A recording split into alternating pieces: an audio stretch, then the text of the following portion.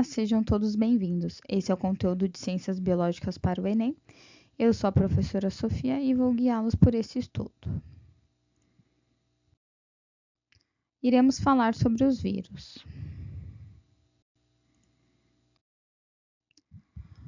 Os vírus são seres muito simples, formados basicamente por uma cápsula proteica, o capsídeo, envolvendo material genético. O conjunto capsídeo mais material genético forma o núcleo capsídeo.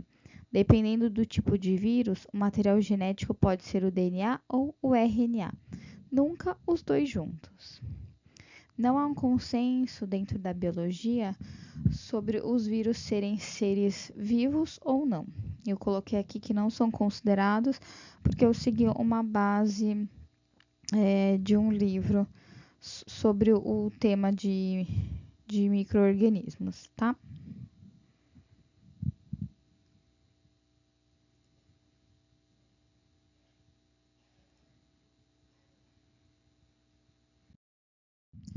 Os vírus, eles atacam os 5 reinos dos seres vivos. Você pode encontrar vírus em plantas, em animais, em bactérias, em fungos e até em protozoários. Os bacteriófagos são vírus que infectam bactérias, né? Então, como eu disse, eles podem atacar os 5 reinos. Em específico, os bacteriófagos atacam as bactérias.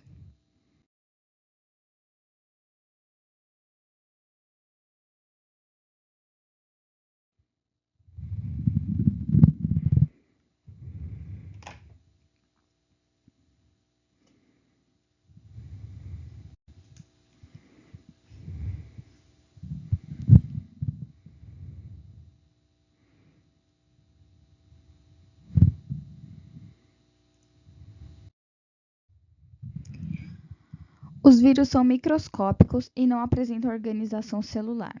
Eles são formados apenas pelo material genético, como eu havia dito, e a cápsula de proteína.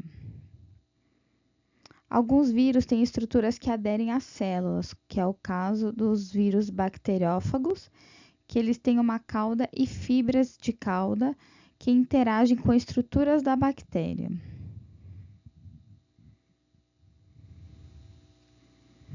Os vírus só conseguem se reproduzir no interior das células vivas, por isso são considerados parasitas obrigatórios.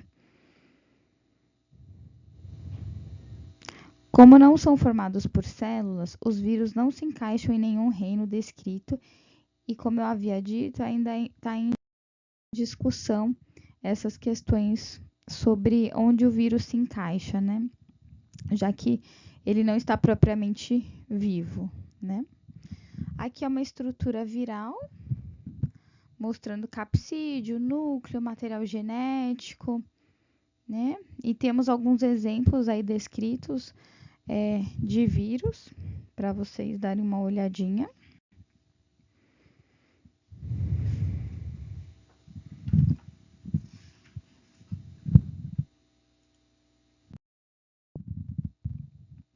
Aqui é um vírus envelopado, o exemplo.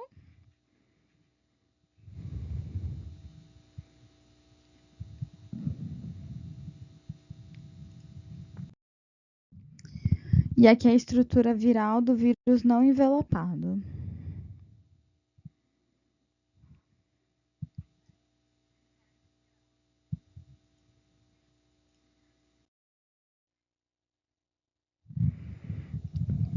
Como eu havia dito, o vírus possui RNA ou DNA.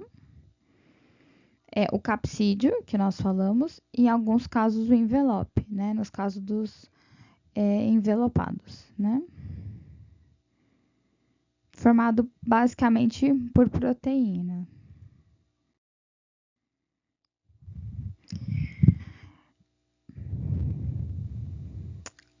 Dependendo do vírus, eles podem apresentar as espículas, que favorecem a adesão nas células, né? Através dessas espículas, eles conseguem se prender facilmente nas células.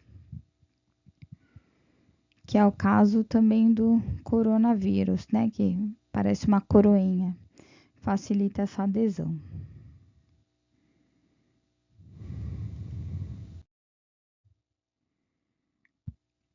Aqui eu descrevi para vocês um exemplo de quando um hospedeiro é infectado por um vírus, seu sistema imune é estimulado a produzir anticorpos, proteínas que reagem com as proteínas da superfície dos vírus, tentando assim interromper a doença, né? Em alguns casos, os vírus sofrem mutações, então os anticorpos não conseguem mais reagir com esses vírus.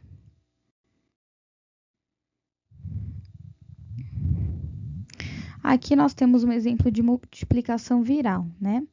Fora do ambiente intracelular, os vírus não manifestam nenhuma atividade. Por isso, novamente, eles não são considerados seres vivos, né? Entretanto, ao entrar em contato com uma célula hospedeira, um único vírus é capaz de originar milhões de novos indivíduos em algumas horas. Os vírus causam doenças ou infecções, chamadas viroses. Podem parasitar animais, plantas e outros organismos, como eu já havia dito para vocês, né? São responsáveis por muitas doenças no ser humano, como cachumba, rubéola, raiva, sarampo, hepatite infecciosa, dengue, gripe, a própria Covid-19, poliomielite, herpes, febre amarela e AIDS. Aqui nós temos um exemplo, né, do vírus entrando em contato com a célula, se multiplicando e se espalhando. Aqui, como eu acabei de falar, são alguns exemplos de doenças humanas causadas por vírus, né? Por isso é tão importante a vacinação, né? Vou falar um pouquinho para vocês da história da vacinação. A varíola é uma doença muito grave causada por um vírus que apresentava alta incidência anos atrás no Brasil e em outros países. Ela provoca erupções pelo corpo e frequentemente morte dos pacientes. Os chineses, muito tempo antes da invenção da vacina, trituravam as cascas de feridas da varíola e sopravam o pó através de um cano de bambu nas narinas das crianças. Muitas das crianças que recebiam esse tratamento ficavam protegidas, não sendo contaminadas pelo vírus da varíola, mesmo ao entrar em contato com pessoas doentes. Então, eles perceberam que, ao serem expostas a uma quantidade, mesmo que pequena, da doença, isso criava uma maneira de se proteger da doença, né? No final do século XVIII, o médico britânico Edward Jenner observou que algumas vacas possuíam feridas parecidas com a da varíola e que mulheres responsáveis pela ordenha desses animais, se expostas a um doente de varíola, tinham uma versão bem mais branda da doença. Então ele recolheu o líquido das feridas das vacas, aplicou em arranhões de um garoto. Posteriormente, ao ser exposto ao vírus da varíola, o menino não contraiu a doença.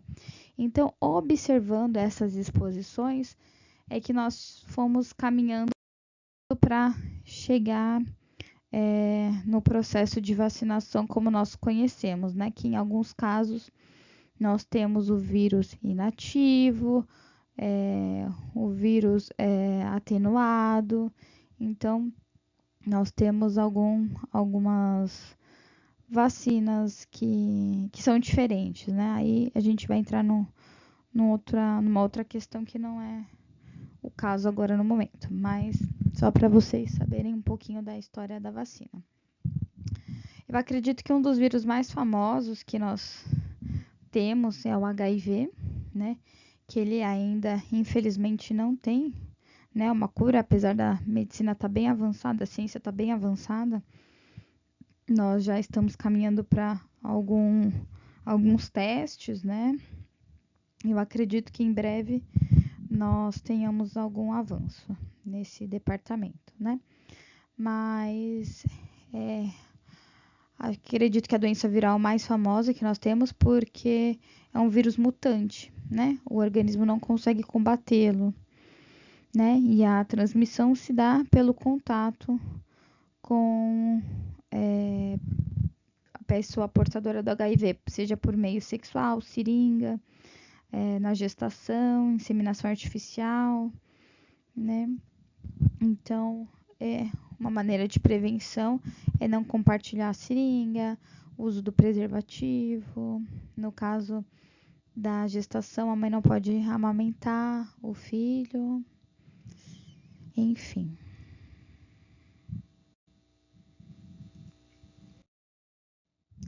Nós temos o novo coronavírus, que acredito que todo mundo esteja bem por dentro, né? Que tivemos a pandemia aí, graças a Deus já estamos vendo poucos casos, né?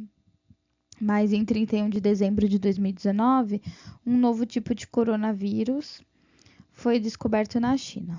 Os coronavírus, eles são aqueles que causam as infecções respiratórias. Então, nesse caso, esse tipo de coronavírus foi uma novidade para nós, mas no geral os coronavírus são bem conhecidos, tá? Esse vírus provoca a doença COVID-19, cujos principais sintomas são a febre, a tosse e a dificuldade de respirar. No início da pandemia, se falava muito também da perda do olfato e do paladar, né? Esse vírus é altamente contagioso e se espalhou rapidamente pelo mundo. Em março de 2020, foi decretada pela Organização Mundial de Saúde a pandemia de Covid-19. Pandemia é o termo utilizado quando uma doença ameaça simultaneamente pessoas em diversas partes do mundo, apresentando números de casos elevados abruptamente. Em comparação, uma epidemia ocorre quando há um aumento repentino no número de casos de uma doença em algumas regiões, geralmente em nível municipal, estadual ou nacional. Então, é pandemia pelo tamanho de número de casos, regiões que foi atingida, né, países, se espalhou no mundo todo, né, não teve, acredito que nenhum lugar que se salvou nesse caso, né, e tivemos muitas mortes, foi uma coisa muito terrível mesmo. Eu deixei aqui também um esquema da gripe aviária, para vocês se atentarem, porque recentemente nós tivemos notícias de um alerta, né, de gripe aviária, algumas pessoas contaminadas, que é uma gripe que atinge as aves, porém também transmite para os humanos e transmite de humano para humano. Então, é bom a gente estar atento para essas notícias recentes, que isso pode também estar caindo no Enem, né? Eu deixo aqui mais frisado o vírus do HIV, porque eu acredito que ainda é o mais diferentão que nós temos, né, por conta dessas mutações. A Covid, que foi uma novidade em escala mundial, e agora essas notícias sobre a gripe aviária. Então, eu acredito que é bom a gente estar se informando bem, porque essas pegadinhas gostam de cair nas provas do Enem. Eu deixei um esqueminha aqui para vocês.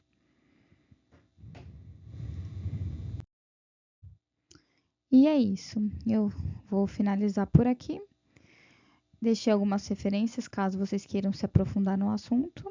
Nós temos alguns livros de apostila e as imagens foram retiradas do Google. Eu espero que tenha ajudado vocês a estudarem e boa sorte na prova.